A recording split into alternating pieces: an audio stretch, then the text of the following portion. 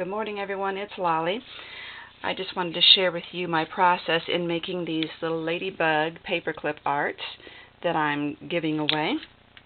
Okay, the first thing that I'm using is this multi-tag scallop punch by McGill. It makes 3 different size tags. If you don't have something like this, don't worry about it. Pick whatever shape you want.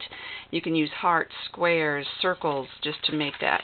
So I just take the paper, instead of putting the whole thing in here and cutting all out, I do one here, and then I use my scraps and come around and do the little one that way.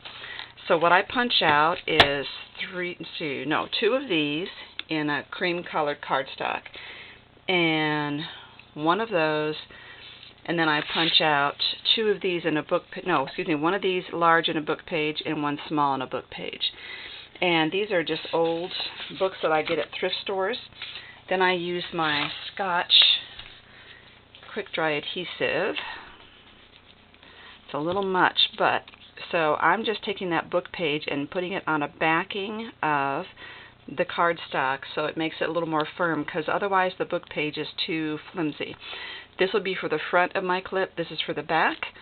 And then I'm also going to do the same thing with my little tiny tag. I have a tag and a tiny tag on this. There you go. So those are the 3 main pieces right there.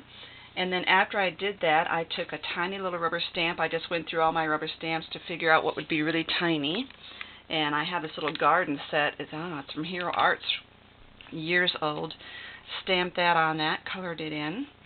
And the other thing I did was to use some of the Tim Holtz Distress black ink. And I can't find that particular sponge offhand. There it is. To just go around all the edges, like that. Okay. Front and back. And the tiny tag. Oops. Like that. Okay.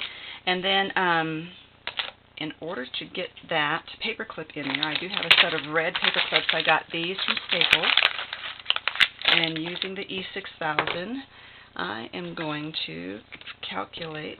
You want to use this part of the clip, not the double edge, but the one loop on the paper clip. Just kind of eyeballing how big of a hole to cut out of this. Okay. And this is just a piece of foam that I cut down, just smaller than the size of that backing. Before I glue that in, one of the things I did was I just took a rubber stamp image and stamped it on the back and colored it in before gluing it all together. This is just a Ladybug stamp that I had in my stash. So using the E6000, get this thing open here. Okay, I'm going to use one of my backs that already has the Ladybug on it. Just get a light coat there. Put that on there.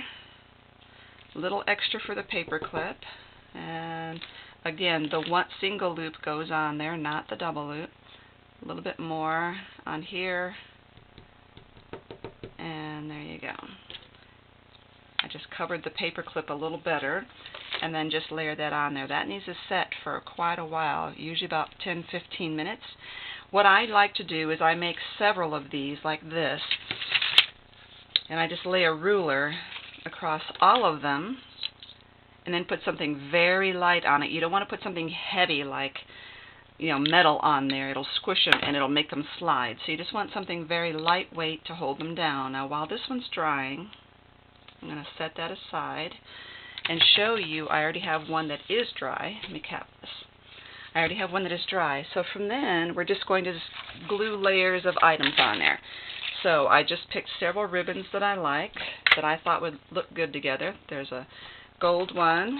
Here is some black and white. Here's some red. And I want some of this fun yarn that has the eyelashes on it, and it's gold. And just cut off a piece.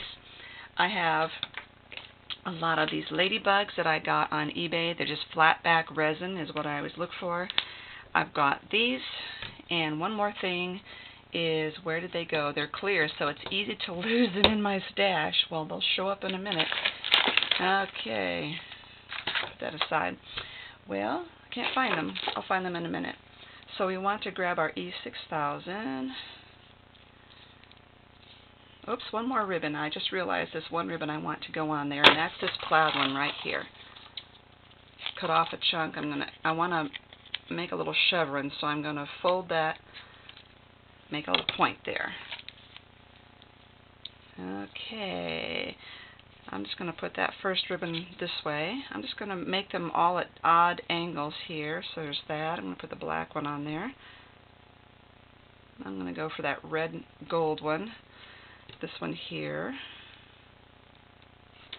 And the gold eyelash, let's put that this way. I guess I'm not going to get that one gold ribbon in there.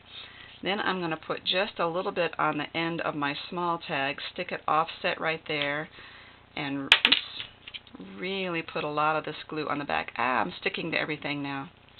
Okay, a lot of that glue in the back, and put a little bit of pressure on that for a minute or two. In a minute. And while that's drying, let's see if I can find my little glass. Here they are.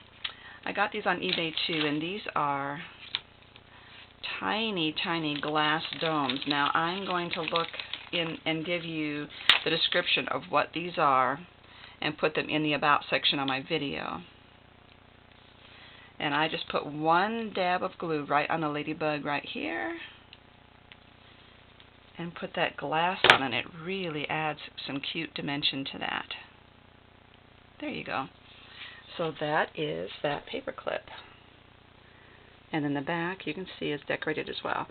So normally I don't pick that up and play with it, but and then what I usually do is put gentle pressure on this for, just about 1 or 2 minutes, and that's it. And put that aside, and it'll be part of the collection here.